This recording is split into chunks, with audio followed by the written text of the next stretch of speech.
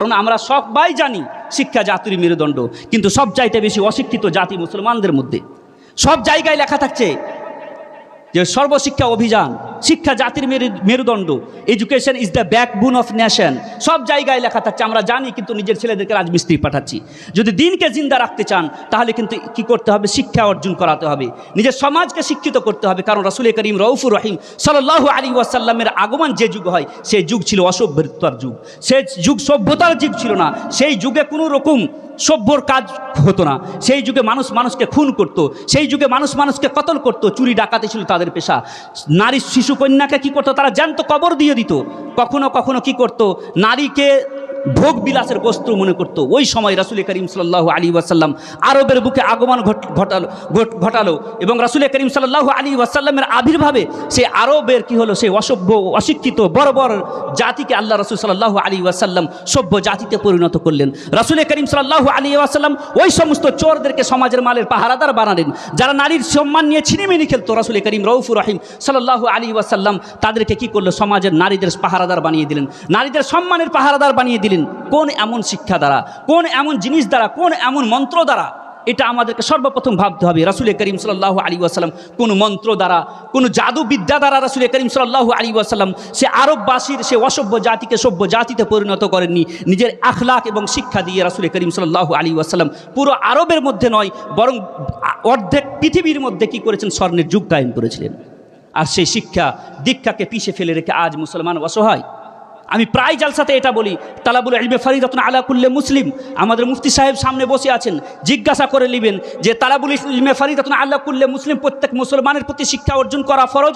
এর অর্থ এই নয় যে শুধু খালি দ্বীনি শিক্ষা অর্জন করা ফরজ, না, কখনো নয়। দুনিয়াতে যত রকম শিক্ষা আছে সব শিক্ষাই হচ্ছে ফরজ, যদি সেটা আল্লাহ এবং তার রাসূলকে এবং ইসলামের ভালাইয়ের জন্য অর্জন করা যায়, সেটাই হচ্ছে দ্বীনি শিক্ষা, ইসলামিক শিক্ষা।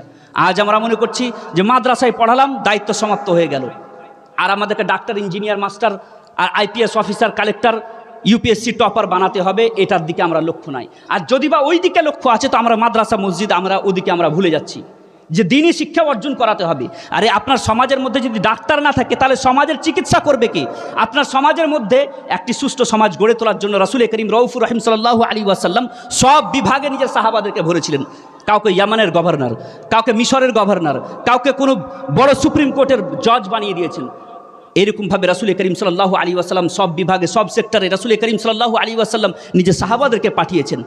সেইভাবে আমাদের ইসলামিক সমাজকে যদি সুন্দর করতে চাই, রাসূল করিম সাল্লাল্লাহু আলাইহি ওয়াসাল্লামের আদর্শকে আমাদের সমাজের মধ্যে প্রতিষ্ঠা করতে হবে। তার মধ্যে সবথেকে বড় সুন্দর সমাজ ব্যবস্থা হচ্ছে রাসূল করিম সাল্লাল্লাহু আলাইহি ওয়াসাল্লামের সুন্নতের মাধ্যমে আমাদের সমাজকে সঠিক করতে হবে, সুন্দর করতে হবে। রাসূল করিম সাল্লাল্লাহু আলাইহি ওয়াসাল্লাম যেমন সব বিভাগে লোক রাখলেন, সেরকম আমাদেরকেও কি করতে হবে? সব বিভাগে আমাদের ছেলে মেয়েদেরকে উচ্চ শিক্ষায় শিক্ষিত করে সব বিভাগে পাঠাতে হবে। সমাজের মধ্যে ডাক্তার থাকবে, সে সমাজের চিকিৎসা করবে। সমাজের মধ্যে লয়ার থাকবে, সে সমাজের কেস নিয়ে লড়বে। সমাজের মধ্যে ডিএম থাকবে, সে মুসলমানদের সমস্যার সমাধান করবে। সমাজের মধ্যে মুফতি থাকবে, সে সমাজকে ফতোয়া এবং ইসলামের দিশা দেখাবে। আর যদি কিছুই না থাকে তাহলে আগামী ভবিষ্যতে আগামী প্রজন্ম নিজের বাপদাদাদেরকে কি করবে? এখন যেমন আমরা নিজের অপরকার যারা আমাদের যারা চলে গেছেন পৃথিবী থেকে, তাদেরকে আমরা স্বাধীনতার পর থেকে নিয়ে তাদের কিছুই করেনি, আমরা আজ পর্যন্ত স্টেজে স্টেজে বলে বেড়াচ্ছি যে স্বাধীনতার পর থেকে নিয়ে মুসলমানরা যদি মুসলমানের জন্য কিছু করতো তাহলে আজকের যুগে ভারতবর্ষে মুসলমানদের এত দুর্দশা হতো না। শিক্ষার দিক দিয়ে হোক, অর্থনৈতিক দিক দিয়ে হোক বা রাজনৈতিক দিক দিয়ে হোক, কোনো দিক দিয়ে মুসলমানরা শুধু ঘুমিয়ে থেকেছে। যে সময় মুসলমানদের বড় বড় চাচারা, বাবারা, দাদুরা চায়ের দোকানে চা খেয়েছে, সিগারেট খেয়েছে, বিড়িতে সময় কাটিয়েছে, সেই সময় আরএসএসের বড় বড় কর্মকর্তারা, আরএসএসের সদস্যরা নিজের ছেলে মেয়েদেরকে ইউপিএসসির ট্রেনিং দিয়েছে, WBCS এর ট্রেনিং দিয়েছে। আর সেই সময় আমাদের মুসলমানদের বড় বড় নামাজিরা, গাজীরা চায়ের দোকানে বসে বসে কি করেছে? আমাদের বাপদাদারা সময় কাটিয়েছে। মুসলিম যুবকদেরকে একটা দিশা দেখায়নি। তাহলে আজকে যদি আমরা যদি চারিদিক থেকে নির্যাতনের শিকার হয়, এটাতে আমাদের আল্লাহ রাব্বুল আলামিন, এটাতে কার দোষ? তাদের দোষ নয়, এটা আমাদের দোষ। আল্লাহ রাব্বুল আলামিন বলেন, ওয়ালা তাহিনু ওয়ালা তাহজানু ওয়া আনতুমুল আ'লাউনা ইন কুনতুম মুমিনিন। তোমরা চিন্তা করো না, ভাবনা করো না, তোমরাই পৃথিবীতে জয়লাভ করবে যদি তোমরা মুমিন হও। আল্লাহ রাসূল সাল্লাল্লাহু আলাইহি ওয়াসাল্লাম বলেন, যখন তোমরা আল্লাহ এবং তার রাসূলের পথকে ছেড়ে দিবে, তখন তোমাদের মাথার উপরে জালিম শাসককে নিয়োগ করব। আমাদের মাথার উপরে জালিম শাসক নিয়োগ হবে এবং হচ্ছে, আগামীতে হবেও। কারণ হচ্ছে কি, আপনি একবার নিজের আমলের দিকে তাকিয়ে দেখুন যে আমি কি করছি, আমরা ইসলামের জন্য কি করছি। যে ইসলামকে এত ত্যাগ ও কুরবানি দিয়ে সাহাবায়ে কেরাম, তাবেঈন পরস্পরভাবে আমাদের কাছে পৌঁছালো, সেই ইসলামের কোনো কদর করলাম না। সারা রাত সারা দিন চলে যাচ্ছে, নামাজের কোনো কদর করলাম না, রাসূলের হুকুম ও আদর্শের কোনো কদর করলাম না, রাসূলের সুন্নাতের কোনো কদর করলাম না। তারপরে ভাবছি আসমান থেকে ফেরেশতা এসে আমাদেরকে বাঁচাবে। এটা কি করে সম্ভব? এটা কিভাবে হতে পারে? আপনি সারা জীবন কিছু করবেন না, আল্লাহ রাসূলের দ্বীনের জন্য কিছু করবেন না, আল্লাহ রাসূলের সুন্নত মোতাবেক নিজের জীবন যাপন করবেন না, আল্লাহর হুকুম ও আহকামকে পিছে ফেলে রেখে আধুনিকতায় গা ভাসিয়ে বেড়াবেন, আর আধুনিকতার মাঝে নিজের সফলতাকে খুঁজে বেড়াবেন, নিজের ছেলে মেয়েদেরকে রাসূলের প্রেম ভালোবাসার প্রতি শিক্ষা দিবেন না, আর মনে করবেন যে আপনার পেট থেকে আলবার্ট আইনস্টাইন জন্মগ্রহণ করবে, গৌসে আজমের গোলাম জন্মগ্রহণ করবে, ইমাম হোসেনের গোলামরা জন্মগ্রহণ করবে। এটা ভুল ধারণা, কখনো হতে পারে না। আরে সকাল থেকে সন্ধ্যা পর্যন্ত মুসলমান তো হারাম কামাই ছাড়তে পারছে না, তো ইমাম হোসেনের গোলামকে কিভাবে জন্ম দিবে? মোহাম্মদ বিন কাসেমকে কিভাবে জন্ম দিবে? না, কখনো হতে পারে না। আমাদেরকে ছাড়তে হবে, গোলামি করতে পরে মদিনাওয়ালা রাসূল করিম রউফুর রহিম সাল্লাল্লাহু আলাইহি ওয়াসাল্লামের গোলামি করতে হবে। রাসূল করিম সাল্লাল্লাহু আলাইহি ওয়াসাল্লামের গোলামিতেই হচ্ছে কি মানবতার সফলতা আছে, মানব জাতির সফলতা রাসূল করিম সাল্লাল্লাহু আলাইহি ওয়াসাল্লামের তরিকার মধ্যে, সুন্নতের মধ্যে আছে। যতই আমরা আলবার্ট আইনস্টাইন আর আবুল কালাম আজাদ আর রবীন্দ্রনাথ ঠাকুর আর কবি নজরুলের জীবন কাহিনী পড়িনি কেন, এর মধ্যে সফলতা কখনো আসতে পারে না। সফলতা তো রাসূল করিম সাল্লাল্লাহু আলাইহি ওয়াসাল্লামের সুন্নতের মাধ্যমে আছে। রাসূল করিম সাল্লাল্লাহু আলাইহি ওয়াসাল্লামের সুন্নতই হচ্ছে কি মানব জাতির সাফল্যের চাবিকাঠি, এর ছাড়া বিকল্প কোনো ব্যবস্থা নেই। বিরাদরান মিল্লাতে ইসলামিয়া, আসুন সে রাসূলের দরবারে আমরা তওবা করি, সে আল্লাহর দরবারে আমরা তওবা করি, এবং তওবা করে নিজের গুনাহকে মাফ করিয়ে আমরা সঠিকভাবে রাসূলের সুন্নাত মোতাবিক নিজের জীবন যাপন করি, এবং নিজের ছেলে মেয়েদেরকে উচ্চ শিক্ষায় শিক্ষিত করে বড় বড় জায়গায় পৌঁছাই। নাহলে ভারতের যে সিচুয়েশন, যে অবস্থা, কখনো গরুর নামে, কখনো লাভ জেহাদের নামে, কখনো চোর নাম দিয়ে, কখনো ডাকাত নাম দিয়ে খুন করা হচ্ছে, কতল করা হচ্ছে। শুধু ভারতেই নয়, ভারতের বাইরে রোহিঙ্গা চলে যান, তারপরে চলে যান ফিলিস্তিন, যেটা চলছে এখন পর্যন্ত, হাজার হাজার শিশুকে হত্যা করা হচ্ছে, যেখানে অ্যানিমাল চাইল্ড রাইটস নিয়ে কথা বলা হয়। ইউনাইটেড নেশন গোটা দুনিয়াকে কন্ট্রোল করার জন্য যারা কমিটি বানিয়েছে, তারা চুপ করে মুখে তালা লাগিয়ে বসে আছে। আর মুসলিম ছেলে মেয়েদের বিভৎস লাশ, বিভৎস সুন্দর চেহারাওয়ালা মুসলমান ছেলে মেয়েদের বিভৎস লাশ কি হচ্ছে, রাস্তার দুই পাশে পড়ে আছে। এই ইউনাইটেড নেশন যারা বিশ্ব নেতৃত্বে আসনে বসে আছে, তারা মুখে তালা লাগিয়ে বসে আছে, কিচ্ছু বলছে না। কুকুরের বাচ্চারা শীতের সময় মরছিল, তখন মিডিয়াতে চিল্লিয়ে চিল্লিয়ে বলছিল, অ্যানিমাল রাইটসের কথা বলছিল, পশুর অধিকারের কথা বলছিল। কিন্তু রাসূল করিম সাল্লাল্লাহু আলাইহি ওয়াসাল্লামের দ্বীনের অনুসরণকারী ছোট ছোট শিশু সন্তানেরা, মুসলমানদের ছোট ছোট বাচ্চারা মরছে, কিন্তু এদের জন্য কোনো আইন নেই। তাহলে এদেরকে থেকে পরিত্রাণ পাওয়ার জন্য আপনি মনে করবেন মোহাম্মদ বিন কাসেম আসবে, হাজ্জাজ বিন ইউসুফ আসবে আপনাকে আমাকে বাঁচাতে, কখনো নয়। নিজের আমল নিজেকে কি করতে হবে, এর বাঁচার জন্য উপায় করতে হবে, আর সেটা হচ্ছে কি শিক্ষার হাতিয়ার। সেটা হচ্ছে শিক্ষার হাতিয়ার। আগামী দিন যেমন 100 বছর পিছিয়ে আমরা গেছি, 1000 বছর যেমন পিছিয়ে গেছি, শিক্ষা আমাদেরকে 1000 বছর চেষ্টা চালিয়ে গিয়ে আমাদেরকে কি করতে হবে, সেই জায়গায় আমরা পৌঁছাতে পারবো। নচেত মনে করবেন যে 100 বছর হয়তো কাজ করলাম নিয়ে আমরা সেই লেভেলে পৌঁছাবো, কখনো নয়। যেমন 1000 বছর ঘুমিয়ে থেকেছি, 500 বছর ঘুমিয়ে থেকেছি, এরকম 500 বছর নয়, 1000 বছর মেহনত করতে হবে, তারপরে স্বর্ণের যুগ কায়েম করতে পারবো। সাহাবারা যেভাবে স্বর্ণের যুগ কায়েম করেছেন, কারণ তাদের মধ্যে খুলুস ছিল, লিল্লাহিয়াত ছিল, আল্লাহ এবং তার রাসূলকে রাজি করার জন্য সব কিছু করতেন। আমাদের যা কিছু করবো সকাল থেকে সন্ধ্যা পর্যন্ত আল্লাহ এবং তার রাসূলকে রাজি করার জন্য করব। डॉक्टर इकबाल बोलें महब तस्बी तो सब है मगर इदराक कहाँ, जिंदगी खुद है इबादत है मगर होश का। सकाल থেকে সন্ধ্যা পর্যন্ত মানুষ যা করে সব কিছু ইবাদত, যদি হোশ থাকে। এমনকি হাদিসে এসছে যে আল্লাহর রাসূল বলেন, তুমি তোমার সেই লোকমা খাবার সময়, সেই লোকমা যেটা তুমি তোমার স্ত্রীর মুখে তুলে দাও, এর মধ্যেও সাদকা, এর মধ্যেও নেকি, এটাও ইবাদত। আর আমরা ইবাদত তো ইবাদত, নামাজ পড়া তো দূরের কথা, এই ছোট ছোট নেকিগুলো থেকেও বঞ্চিত। নিজের স্ত্রী এবং নিজের পাড়া প্রতিবেশীর সাথে একটি ভালো সম্পর্ক রাখা, এটাও রাসূল করিম সাল্লাল্লাহু আলাইহি ওয়াসাল্লামের সুন্নাত। রাসূল করিম সাল্লাল্লাহু আলাইহি ওয়াসাল্লাম মক্কার মাঝে থেকে এক অপরকে প্রেম, প্রীতি, ভক্তি, শ্রদ্ধা, ভালোবাসা শিখিয়েছেন। প্রথমত অন্য কিছু শিখায়ননি। হুজুর সাল্লাল্লাহু আলাইহি ওয়াসাল্লাম ভূমিকা বেঁধেছেন। রাসূল করিম সাল্লাল্লাহু আলাইহি ওয়াসাল্লাম 40 বছর পর নবী হওয়া প্রকাশ করেছেন। এই 40 বছরে রাসূল করিম সাল্লাল্লাহু আলাইহি ওয়াসাল্লাম মুসলমান নয়, মানুষ মানুষের মধ্যে প্রেম, মানুষ মানুষের মধ্যে ভালোবাসা, এক অপরের সাথে প্রেম, প্রীতি, ভক্তি, শ্রদ্ধা, ভালোবাসা নিয়ে চলতে হবে, বাঁচতে হবে, এই শিক্ষাই দিয়েছেন।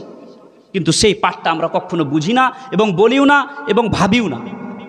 হুজুর সাল্লাল্লাহু আলাইহি ওয়াসাল্লাম আমাদের জন্য একটি সুষ্ঠু সমাজ গড়ে তোলার জন্য কতই না ত্যাগ ও কুরবানি দিয়েছেন, কতই না ত্যাগ ও কুরবানি দিয়েছেন। কখনো তাইফে মার খেয়েছেন, কতই বা দুইবার তাইফে গিয়ে মার খেয়েছেন, রক্তে রক্তাক্ত হয়ে গেছে, পুরো শরীরের মধ্যে রক্ততে লাল হয়ে গেছে। ফেরেশতারা এসে বলেছেন, ইয়া রাসূলুল্লাহ, আপনি হুকুম করুন, 2 পাহাড়কে নিয়ে আমরা কি করি, তাইফকে শেষ করে দিব। রাসূল করিম সাল্লাল্লাহু আলাইহি ওয়াসাল্লাম বলছেন, বরদাস্ত, সবুর, ধৈর্যদের দেখুন কেমন। রাসূল করিম সাল্লাল্লাহু আলাইহি ওয়াসাল্লাম হুজুর বলছেন, আগামী প্রজন্ম এদের আগামী প্রজন্ম কি হবে, মুসলমান হবে। আপনি যাকে আজকে হয়তো কুকথা বলছেন, আজকে হয়তো যাকে ইসলাম থেকে খারিজ করছেন, তাকে যদি মিষ্টি ভাষা ইসলামের মধ্যে নিয়ে আসেন, হয়তো তার আগামী প্রজন্ম, তার কাছ থেকে যারা জন্মগ্রহণ করবে, আগামী প্রজন্ম হয়তো সুন্নি সহিউল আকীদা হবে। অনেক দিক আছে। এক হাঙ্গামায় মেহশর হতো উসকো ভুলু, সৈকড়োं বাতों का रह रह के ख्याल आता है। একটা সমস্যা তো নয়, হাজার হাজার সমস্যা। কোন কোন সমস্যার কথা বলবো? রাজনৈতিক দিক, শিক্ষা ও সাংস্কৃতিক দিক, অর্থনৈতিক দিক। আমি তো এটা বলবি, মুসলমানদের কাছে না দিন আছে না দুনিয়া আছে। মুসলমানদের কাছে না দিন আছে না দুনিয়া আছে। আমাদের কাছে দিনও নাই, দুনিয়াও নাই। আরে দিন যদি বা দিন নাই, তো দুনিয়া তো কমসে কম বিল গেটস তো হওয়া দরকার ছিল নাকি হুজুর? বিল গেটস তো হওয়া দরকার ছিল। কিন্তু দিনেও হযরতে আবু বকর সিদ্দিকের অনুসরণ করতে পারছি না, আর দুনিয়াতে বড় বড় বিজনেসম্যানদেরও অনুসরণ করে বড় লোক হতে পারছি না। তো কি আছেটা কি?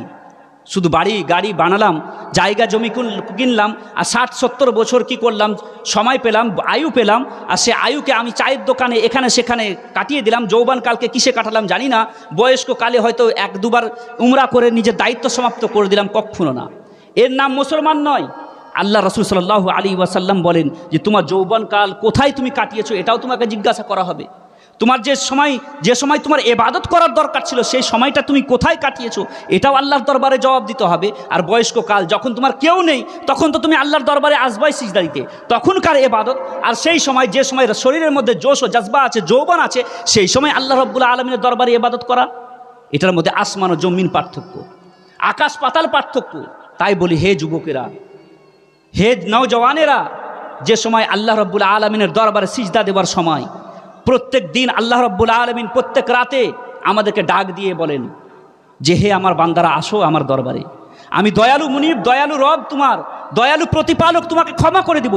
হাদিস শরীফে এসেছে যে আল্লাহ রসুল বলেন, কেউ যদি যতই বড় গুনাহ করুক না কারো, যদি সে আল্লাহ রাব্বুল আলামিনের দরবারে এতটুকু কান্না করে যে নিজের চোখের এক কোণায় মশা বা মাছির পরিমাণ যদি চোখের মধ্যে অশ্রু ঝরাতে পারে, অশ্রু নিয়ে আসতে পারে, এবং দিল সাচ্চা করে কেউ যদি আল্লাহ রাব্বুল আলামিনের দরবারে তওবা করে, আল্লাহ রাব্বুল আলামিন তার জীবনের সমস্ত গুনাহকে ক্ষমা করে দেন। চিন্তা করুন, এত বড় দয়ালু দরবার, এত বড় দয়ালু মুনিব, এত বড় আল্লাহ, সে আল্লাহ রাব্বুল আলামিন প্রতিদিন বলছে, হে বান্দারা, আসো আমার দরবারে। সকালে গুনাহ করেছো, রাত্রিবেলায় আসো, রাত্রে গুনাহ করেছো, সকালবেলায় এসে আমার দরবারে 2টা সিজদা করো, আর সিজদা করে আমার দরবারে একবার ক্ষমা চাও, আমি তোমার সারা জীবনের গুনাহকে ক্ষমা করতে প্রস্তুত। সুবহানাল্লাহ। এত বড় দয়ালু মুনিব পেয়েছি আমরা, এত বড় দয়ালু রব পেয়েছি আমরা। রব পাওয়ার পরে দুনিয়াতে থাকাকালে নিজের নিজের গুনাহকে যদি মাফ না করতে পারি, তাহলে করলামটা কি? আল্লাহ রাব্বুল আলামিন বলেন, আতাইবু মিনাজ জামবে কামাল্লা জামবালা, গুনাহ থেকে তওবা করা ব্যক্তি এমনই যেমন সে কোনোদিন গুনাহই করেনি। সুবহানাল্লাহ। আমাদেরকে কি করতে হবে? রবের দরবারে তওবা করতে হবে, সে রাসূলের দরবারে তওবা করতে হবে। হুজুর সাল্লাল্লাহু, তাই বলি যুবকদেরকে যে মোবাইলে পাবজি, ইন্টারনেটে পাবজি আর ফ্রি ফায়ার আর বিভিন্ন সোশ্যাল মিডিয়াতে নিজের রাত্রি অতিবাহিত না করে আল্লাহ রাব্বুল আলামিনের দরবারে একবার রাত্রি অতিবাহিত করে দেখো। আল্লাহ রাব্বুল আলামিনের দরবারে একবার রাত্রি অতিবাহিত করে দেখো, কতই না মজা পাবে। দুনিয়ার মধ্যে, ইসলামের মধ্যে যত রকম আলোড়ন এসছে, যুবকদের দ্বারাই এসছে, যুবকেদের মাধ্যমেই দুনিয়ার মধ্যে ইসলামের মধ্যে আলোড়ন এসছে। মোহাম্মদ বিন কাসিম 19 বছরের সেনাপতি, ইমামে হোসেন কোনো বুড়ো ছিলেন না, বয়স্ক ছিলেন না, সবাই যারা বড় বড় আলোড়ন নিয়ে এসছেন সবাই যুবকরা ছিল। যুবকদের দ্বারাতেই আলোড়ন আসবে। আর যুবকরা যদি সমাজের, ইসলামের যুবকরা যদি শুধরে যায়, তাহলে ইনশাআল্লাহুল আজিজ পুরো সমাজ শুধরে যাবে।